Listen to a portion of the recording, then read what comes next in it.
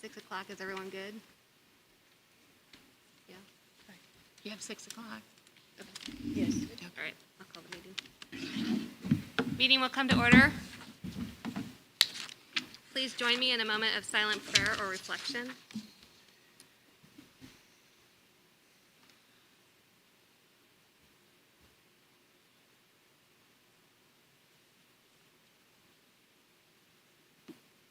Mrs. Fleming, will you call roll, please? Nicole Cohen, Here. Archana Alyar, Here. John Maston, Kathy Cox, Here. Lisa Ramon, Here. Please join me in the Pledge of Allegiance. I Pledge allegiance to the flag of the United States of America and to the republic for which it stands, one nation under God, indivisible, with liberty and justice for all.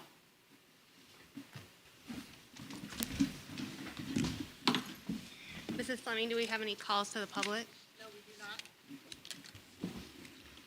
not. Do we have any visitors to recognize? Is Mrs. Nowakowski in the audience?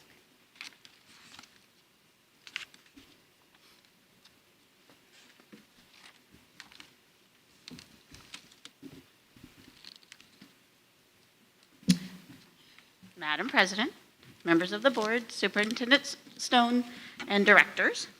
One, happy American Education Week. Can you hear me? Okay.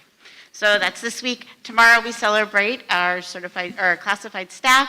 Unfortunately, we won't be able to do our normal certified or classified celebration. So I just want to send a shout out to our classified staff, our educational support professionals, and give them recognition.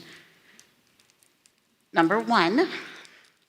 Number two, I am extremely happy to share the news of the passing of Prop 208. As we don't have solid numbers yet, we are excited that 99.9% of the generated funds go to public education to support certified staff, educational support staff, and teacher, mentor, and retention programs. I did check with our AEA regional OC before coming this evening, and as excited as we are about the passing, there is even more great news. We can start seeing funding very possibly in the 2020-2021 year, and not have to wait a full year due to how taxes do come in and how the bill was written. So it's very possible that we will see funding starting next school year.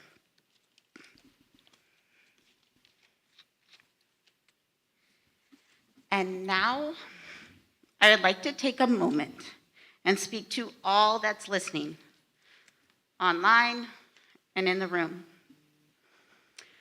We are in the 8th month, and as most of you know, the numbers are rising. And based on what we know for the data from the last 8 months, no matter how you feel about the virus, for the sake of our children, our students who are in school, I'm asking that as a community, we come together to turn around our data locally for our community. Our students want to be in school, our educators want them there, but with the rise in numbers and with what we are seeing all around us, it is very possible that the decisions from our board back in August, let me clarify.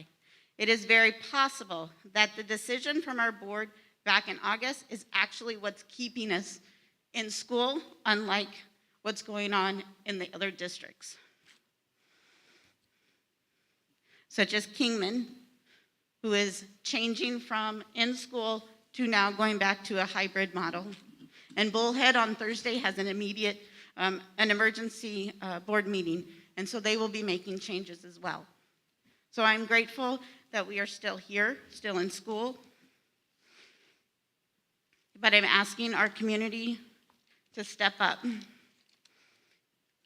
for the sake of our students in order for us to stay in school. Thank you.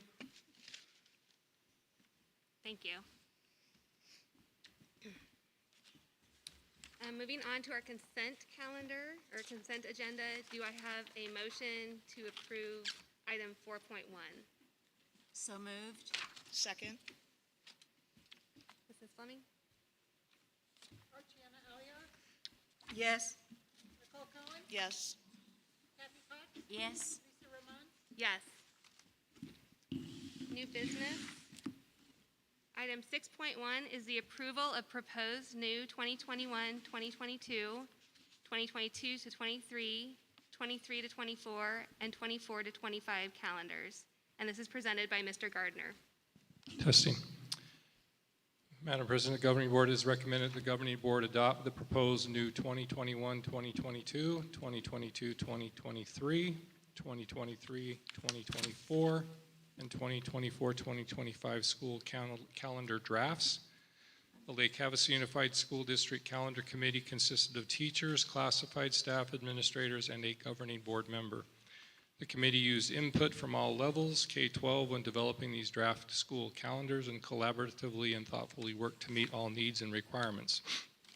These calendars meet the 180-day Arizona Department of Education student day requirements and the 188 Lake Havasu Unified School District staff day requirements. Do I have a motion on item 6.1? I move that we approve 6.1 with 3 additions for the Sandra Day O'Connor Day of Civic Celebration added to each calendar.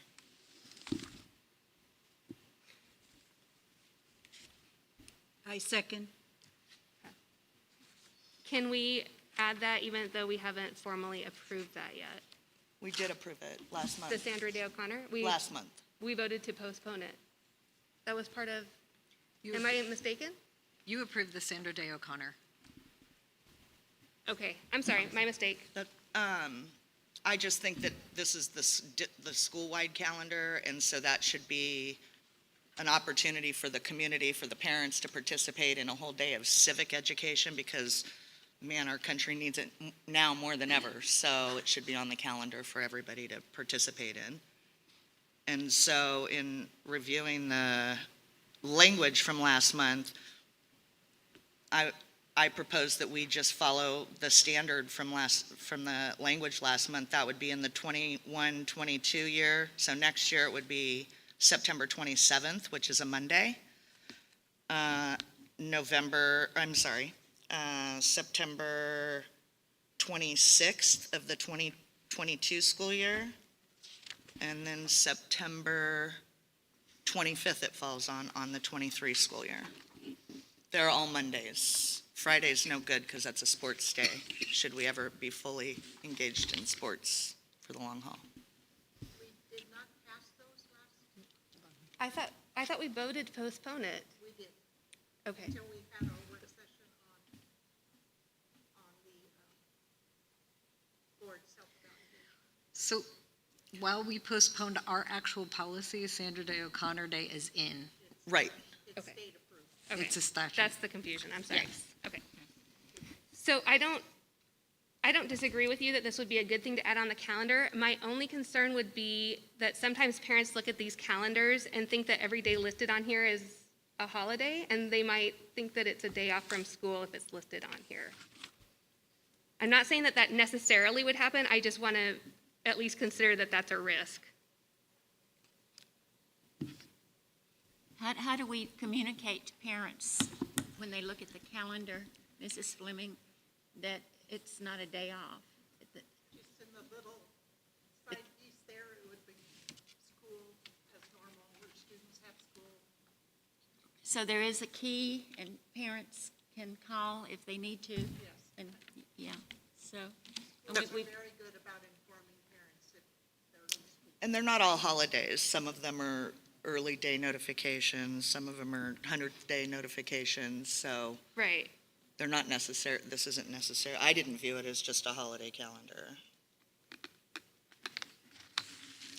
Like I said, I'm okay with it, I just wanted to at least consider that that might be an unintended consequence, but I think it's the only day that's mandated that we actually do something educationally in our district. If I'm mistaken, somebody could correct me, but for that reason alone, I think it's important. Anyway.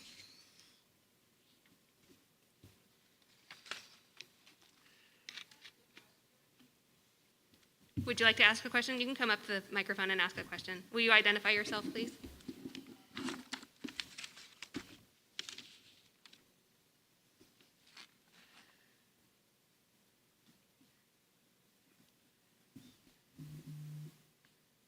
I was just wondering, when you guys are talking about teaching, I believe you're talking about government and things that need to be done now differently.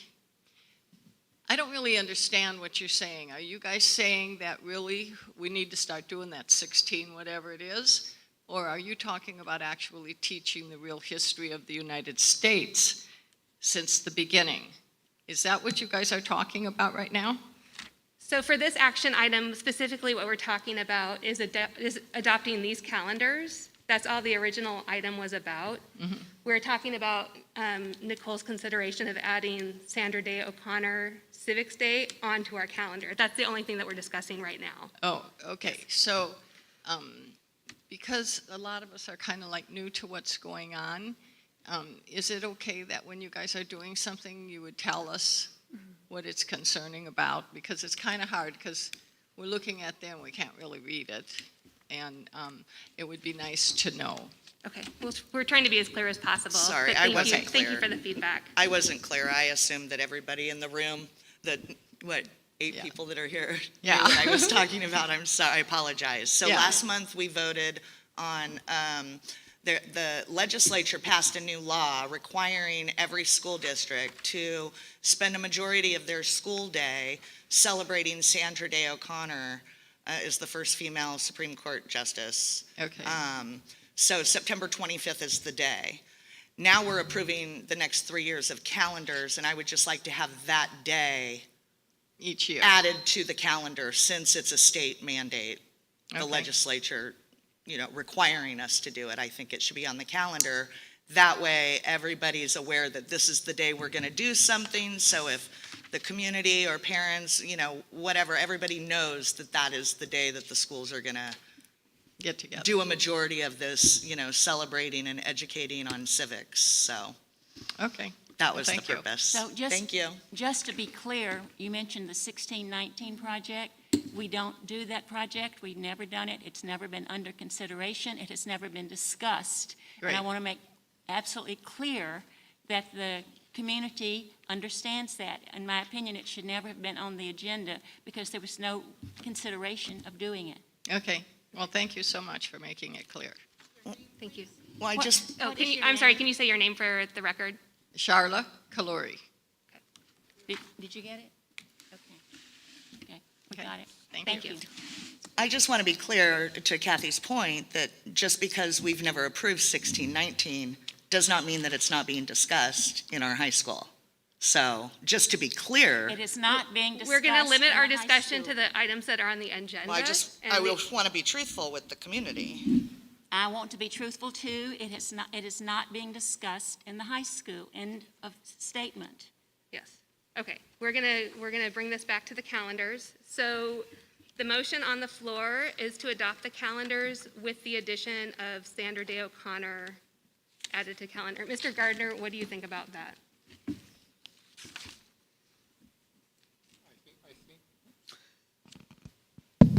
I think that's an easy fix. Anything from our superintendent on this?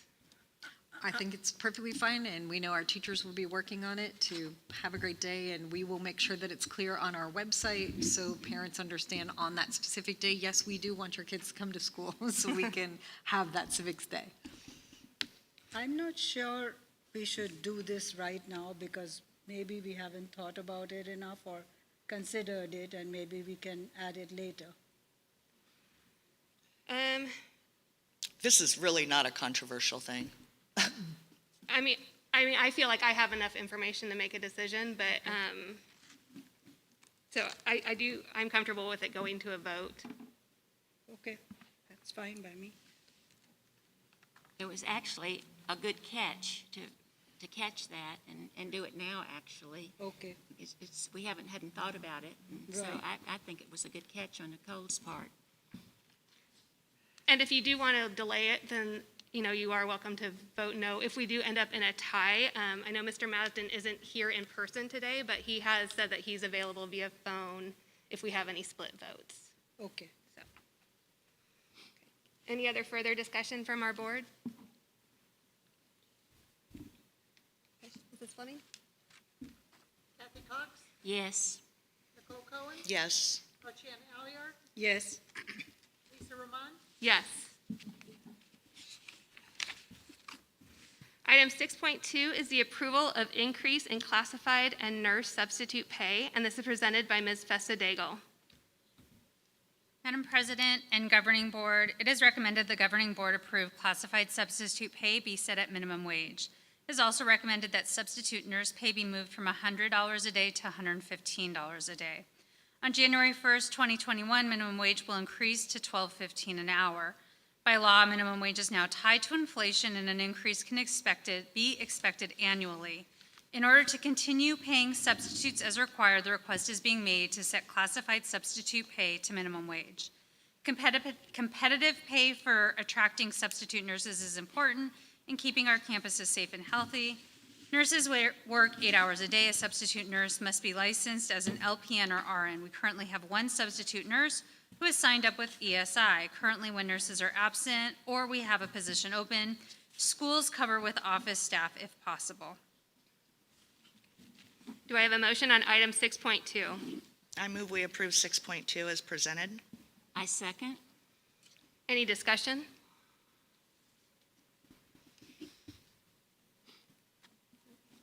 Mrs. Fleming? Archana Alliar, yes, Nicole Cohen, Yes. Kathy Cox, Yes. Lisa Roman, Yes. Item 6.3 is the approval of agreement between Lake Havasu Unified School District Number 1 and Lake Havasu City for the disclosure of surveillance video footage in instances of a catastrophic health and safety emergency.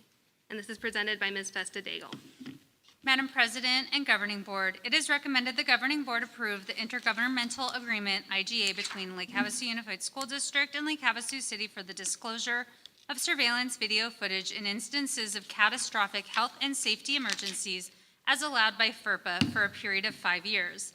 In the case of a catastrophic health and safety emergency, live video feed from district cameras may be shared with appropriate representatives of the LHC Police Department for the sole purpose of addressing the health and safety emergency. A catastrophic health and safety emergency is an exception to the FERPA general requirement of consent to the disclosure of district video footage. The exception is limited to the period of the emergency and generally does not allow for blanket release of personally identifiable information. LHUSD is only authorized to make disclosures that are related to an actual impeding or imminent emergency. Disclosure to law enforcement is made permissible in policy ECAA-R.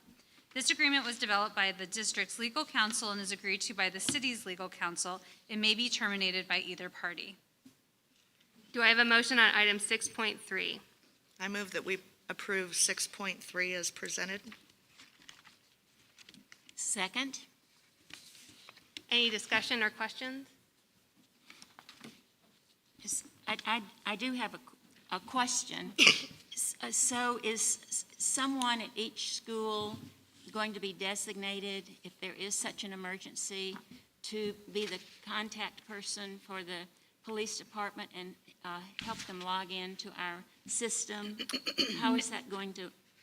So we are going to give the the contact at the police department rights that we can monitor, so we can see if they've logged in, so that way that delay doesn't happen. So it won't involve, say, an administrator at a school? Correct, because that's right what we used to now, have to do, something like that. Yeah, correct, okay, right good. now, in the emergency of calling, showing, this would give direct access in a catastrophic emergency, so that delay doesn't happen. Okay, thank you. Any further discussion?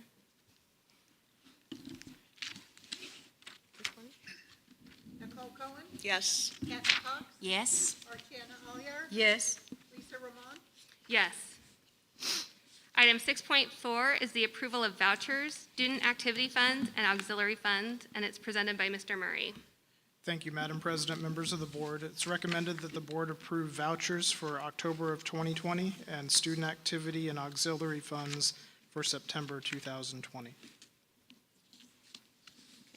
Do I have a motion on item 6.4? I move we approve 6.4 as presented. I second. Any discussion?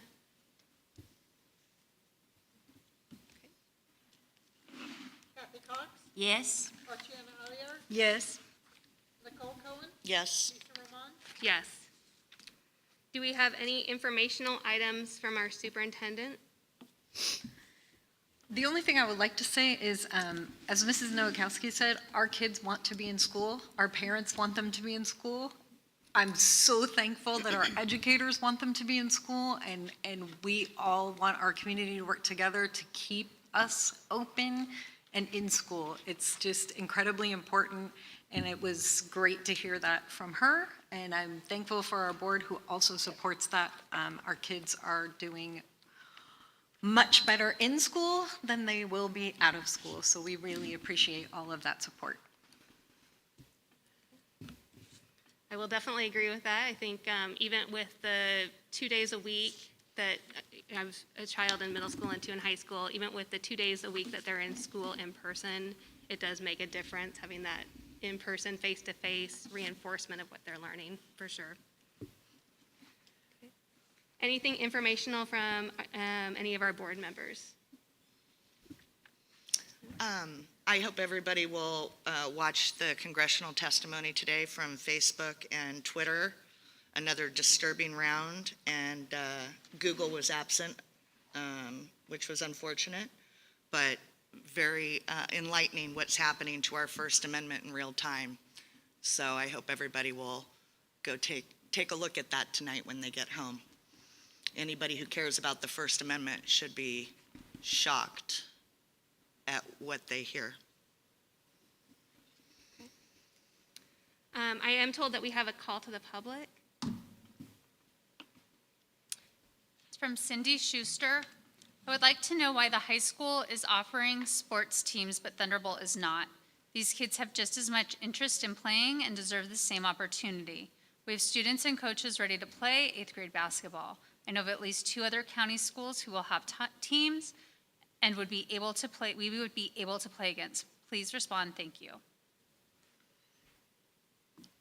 This is certainly something we can look into. At the time when we made that decision, we said we would wait until January and review, because at that time, we did have no schools that were willing to compete against us. I can review that information. Because with the high school, it's with a different association, the Yes, Arizona high schools Athletics. with the AIA, and they make those rules and determine all of the rules. Really, with middle school, it's kind of an agreement between the schools to compete. Yes. So if no other schools are willing to, there's really no point in having a season. Right. Because there's no one to play against. Okay. And I do want to comment too, regarding the safety.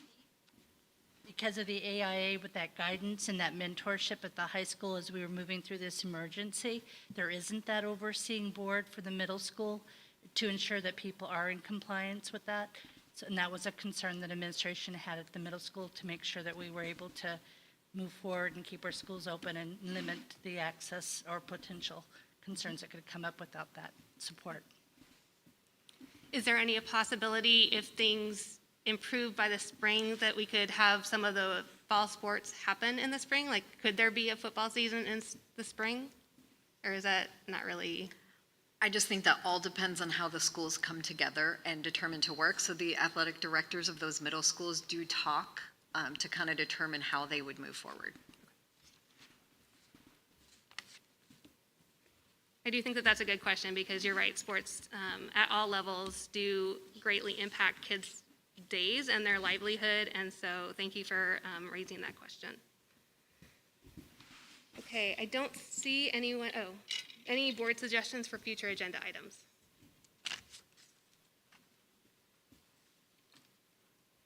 Okay, and I don't see anyone from the press. Is anyone in the press wanting to ask questions? Okay. Okay, then at this time, I will accept a motion to adjourn. I move to adjourn. Second. Georgiana Aliyah, Yes. Nicole Cohen, Yes. Kathy Cox, Yes? Lisa Roman. Yes, meeting is adjourned.